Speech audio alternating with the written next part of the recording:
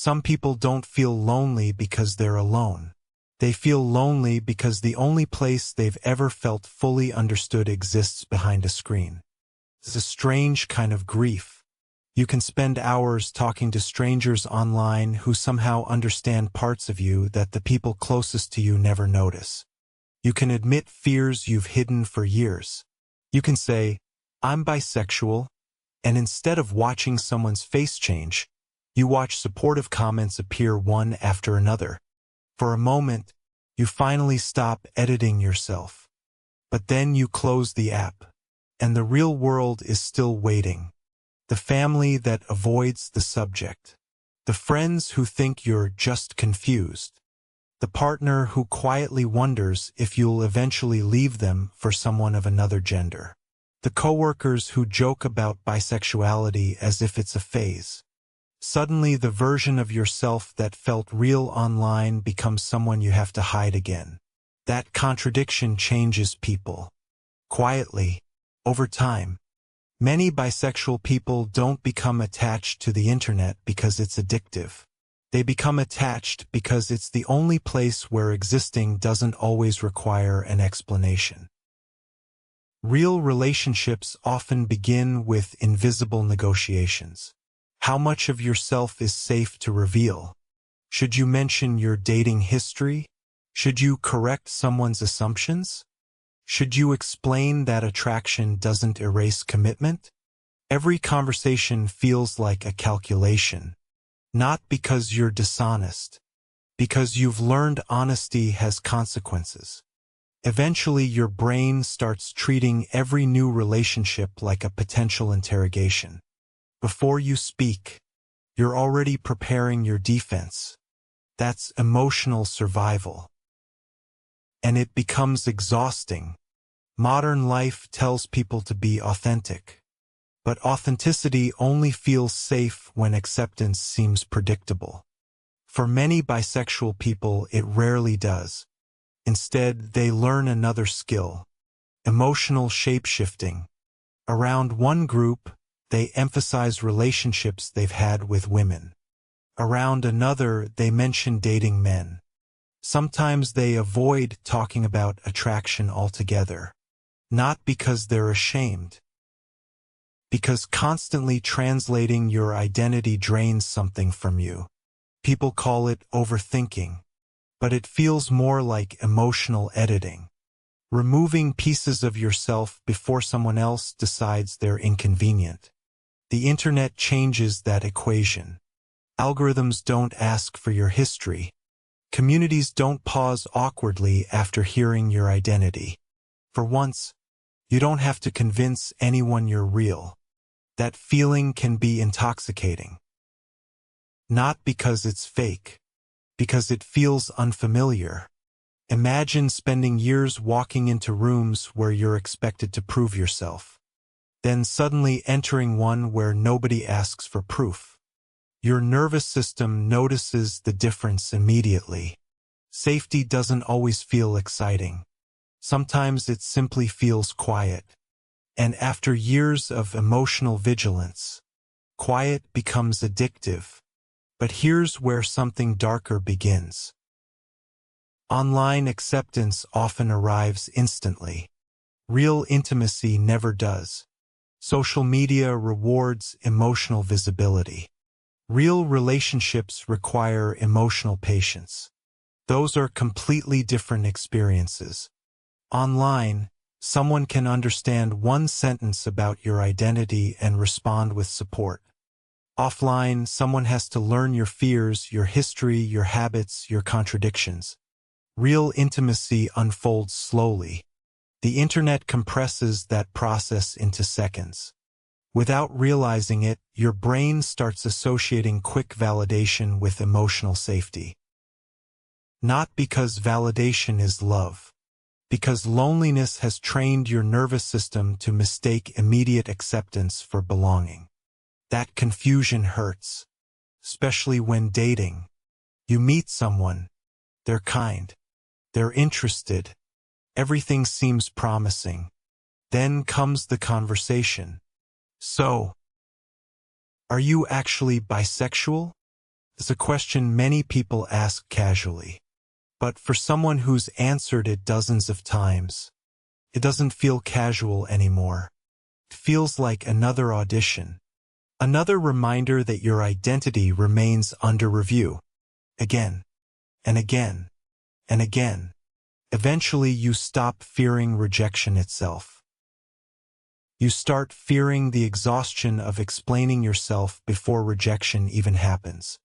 That's a different kind of trauma. It's not one dramatic event. It's thousands of tiny moments teaching your brain the same lesson. Understanding is temporary. Misunderstanding is expected. Over time, this creates emotional hypervigilance. You don't simply listen to what people say. You analyze what they might mean. You notice facial expressions, delayed replies, changes in tone, questions that sound harmless to everyone else. Your mind begins searching for danger before danger appears. Not because you're paranoid, because experience taught you patterns.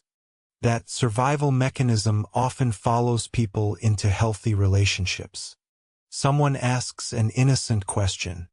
Your body prepares for another defense. Someone needs reassurance. You assume they're questioning your identity. Someone pulls away for a stressful week. Your mind whispers, they've finally decided you're too complicated. Past misunderstandings become present expectations, without anyone intending it. Modern dating makes this even harder. Dating apps promise endless options, infinite compatibility, instant attraction. But they also encourage quick judgments. People swipe based on fragments. Tiny pieces of identity become entire conclusions. Complex people are expected to fit inside simple categories. Bisexuality rarely does. Complexity isn't confusion. But modern dating often treats it that way. People say they want authenticity. Yet many only accept authenticity when it arrives neatly packaged. Anything that requires nuance feels emotionally inconvenient. So bisexual people often become experts at making themselves easier to understand. They simplify, clarify, over-explain, shrink.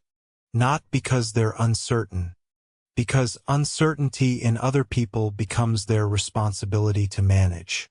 That's emotional labor nobody talks about. And it slowly changes how you see yourself. When enough people misunderstand you, you begin monitoring yourself before they can. Every sentence becomes edited. Every feeling gets reviewed. Every attraction gets analyzed. You become both the person living your identity and the person constantly supervising it. That's psychological invisibility. You are seen, but rarely as you actually are. This is why online communities can feel so healing. Not because everyone agrees, but because fewer people ask you to defend your existence before they understand your humanity. There's an emotional rest that comes from entering spaces where explanation isn't the admission price. The deepest human desire isn't constant attention. It's finally being able to relax. And yet, even online acceptance has limits.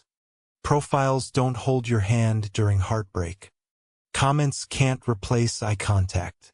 Communities can't hug you after betrayal. Digital belonging eases loneliness, but it cannot completely satisfy the need to be fully known by another human being. That's the painful contradiction. You may feel more accepted online, while still longing for someone who understands you offline. Someone who doesn't treat your identity like a puzzle, or a prediction, or a warning sign. Just another part of the person they love. Because the deepest wound isn't being bisexual. The deepest wound is learning to expect misunderstanding before you've even been heard. That expectation quietly reshapes relationships. It teaches you to prepare instead of trust, to explain instead of simply exist, to anticipate rejection before connection has a chance to grow. And perhaps that's the hidden psychological cost nobody notices. Not the comments, not the stereotypes, not even the doubts, but the invisible habit of editing yourself so often that one day you struggle to remember what it feels like to speak without fear. People think acceptance is about being welcomed. Sometimes it's much simpler than that.